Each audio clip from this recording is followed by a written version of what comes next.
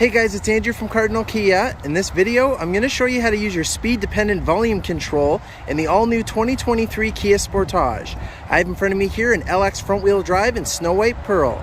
Let's get started. Okay, so to start us off, we are going to head into the 8-inch infotainment screen, and we can either hit Setup and enter the sound settings under Sound here in the top left corner, or if you happen to be in the radio already, we can always hit Menu in the top right, scroll up a little, and go to Sound Settings that way.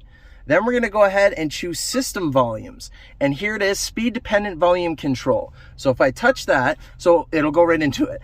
So by default, this feature is always turned on when it comes from the factory. So if you happen to be driving at a faster speed, you will notice that your radio volume is going to raise itself higher as you're going faster, as you're accelerating.